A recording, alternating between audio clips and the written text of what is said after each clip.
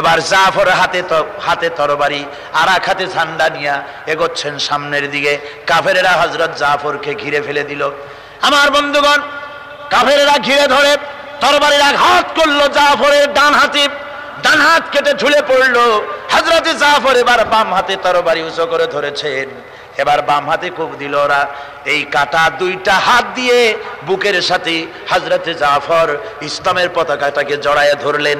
পাশের সাহাবীকে ডেকে বলেন, ও রাসূলুল্লাহর সাহাবী শোনো, আল্লাহর নবীকে আমার সালাম বলে দিও আর শোনায়া দিও, জীবনের শেষ মুহূর্ত পর্যন্ত ইসলামের পতাকা উঁচু করে রেখেছিলাম, মাটিতে পড়তে দেই নাই। আমার মনে হয় আমি এখন শহীদ হয়ে যাব, যেহেতু আমি এখন আমার নাকের ভিতরে আল্লাহর জান্নাতের সুঘ্রাণ পেতেছি। হযরত জাফর শহীদ হয়ে গেলেন। হযরত আব্দুল্লাহ বিন রাওয়াহা, হযরত আবু উবাইদা দুজনে মিলে ছুটলেন ঝান্ডা ধরার জন্য। ওনারা বলেন, এগিয়ে গিয়ে দেখি সামনের পরে দূরে পতাকা উঠতেছে। ভাবলাম আমরা যাওয়ার আগে ইসলামের পতাকা কে ধারণ করলো।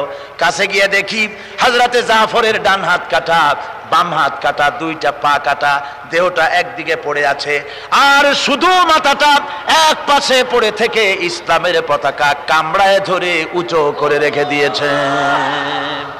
আমার বন্ধুগণ, হযরতে আবু উবাইদা বলেন, আমি হযরতে সাদের, হযরতে জাফরের হাত পা মাথা মস্তক একত্রিত করে তার পা থেকে শুরু করে মাথা পর্যন্ত চুমা খাইলাম। তাকে জানাজা করে দাফন করে রাখলাম কবরের ভিতরে। রাতের বেলায় স্বপ্নে দেখি হযরতে জাফর আল্লাহর জান্নাতের ভিতরে ফেরেশতাদের সঙ্গে উড়ে বেড়াতেছেন। আমি জিজ্ঞেস করলাম, ও জাফর, আল্লাহ তোমার সাথে কি ব্যবহার করেছেন? হযরতে জাফর বলেছেন, ওগো আবু উবাইদা, আল্লাহ রাব্বুল আলামিন আমাকে বলেছেন, জাফর রে, আমি তোমার শাহাদাতে খুশি হয়েছি, তুমি আমার কাছে আর কি চাও? হযরতে জাফর বলেন, আয় আল্লাহ পাক, কিচ্ছু চাই না, শুধু একটা দাবি, দুনিয়ায় তুমি মেহেরবানি করে আমাকে পাঠায়া দাও আর একবার যদি যেতে পারি, তাহলে তোমার দুনিয়ার বুকে তোমার দিন কায়েমের জন্য কাফেরদের বিরুদ্ধে লড়াই করে আমার জীবনটা আর একবার দিয়ে আসি। আমার বন্ধুগণের জন্য আল্লাহ রাসূল বলেছেন, হাদিস শরীফে এসেছে, আমার ইচ্ছে হয় জিহাদ করি, শহীদ হই, আবার যদি জিন্দা হই, আবার জিহাদ করি, শহীদ হই, আবার যদি জিন্দা হতে পারি তাহলে আবার জিহাদ করি, আবার শহীদ হই। যেহেতু শাহাদাতের মওতের মতো এত বড় মর্যাদা সম্পন্ন মওত আর পৃথিবীতে হতে পারে না। আমার ভাইরা, ইসলামের জন্য জান দেওয়ার জন্য, মাল দেওয়ার জন্য সাহাবায়ে কেরাম এভাবে প্রস্তুত ছিলেন। নিজেদের জীবন তারা আল্লাহর সামনে নজরানা পেশ করেছেন, শহীদ হয়েছেন, আল্লাহ দ্বীন কায়েমের জন্য তারা প্রচেষ্টা করেছেন। আল্লাহর পথে যারা জিহাদ করার সিদ্ধান্ত নেন, মহান আল্লাহ স্বয়ং তাদের সাহায্য করেন। যুগে যুগে আমরা এর প্রমাণ পেয়েছি, আর তাই মুসলমানরা কাফেরদের উপর বরাবর বিজয়ী হয়েছে। এই ইসলামকে প্রতিষ্ঠিত করার জন্য প্রয়োজন রয়েছে জিহাদের। কিসের প্রয়োজন? কিসের? জিহাদের প্রয়োজন। সেই জিহাদ করতে কি আপনারা তৈরি আছেন? জিহাদের জন্য তৈরি আছেন? সেই জিহাদ কিন্তু সেই জিহাদ মানে কি? সেই জিহাদের আবার অপব্যাখ্যা করা হয়েছে। জিহাদের অপব্যাখ্যা করা হয়েছে এইভাবে যে, ওয়ালাকিন কালামদার কাফে দুশমনাস্ত, দুশমনের হাতে কলম ছিল, ওরা যেমন খুশি আমাদের ইতিহাসকে চিত্রিত করেছে। ওরা বলেছে ইসলামের ইতিহাস থেকে তরবারি আর রক্তের গন্ধ আসে, কিন্তু আসলে জিহাদের অর্থ তো তরবারির যুদ্ধ নয়। জিহাদের অর্থ হচ্ছে যে কোনো উদ্দেশ্যকে সফলতায় পর্যবসিত করার জন্য যে প্রাণান্তকর প্রচেষ্টা করা হয়, ওই প্রচেষ্টার আরবি নাম হচ্ছে জিহাদ। আর যুদ্ধ তার আরবি হচ্ছে হার্ব। যুদ্ধের আরবি কি?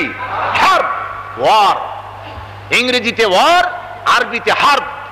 আর জিহাদ যেটাকে বলা হয়েছে, ওটা হচ্ছে যে কোনো উদ্দেশ্যকে সফলতায় পৌঁছাবার জন্য যে চেষ্টা, ওই চেষ্টার নাম জিহাদ।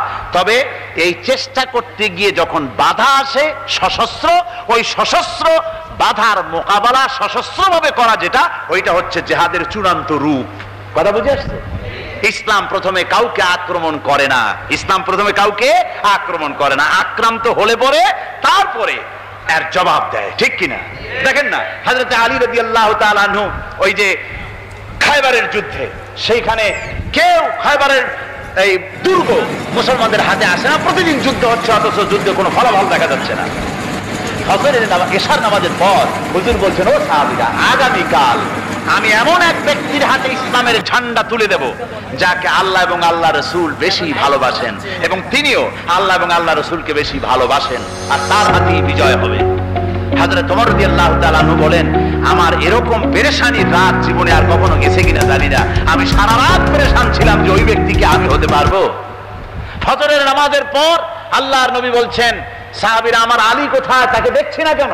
সবাই বলছেন, হুজুর, হযরত আলীর চোখ উঠেছে, তাই নামাজের জামাতে শরীক হতে পারেন নাই। হুজুর বললেন, তাকে নিয়ে আসো। দুজন সাহাবীর কাঁধের উপরে ভর করে হযরত আলী এলেন। হুজুর সাল্লাল্লাহু আলাইহি ওয়াসাল্লাম তার মুখের থুতু মোবারক নিয়ে হযরত আলীর চোখে লাগিয়ে দিলেন, সাথে সাথে আগের থেকেও ভালো দৃষ্টিশক্তি সম্পন্ন হয়ে গেলেন। সুবহানাল্লাহি ওয়া বিহামদিহি।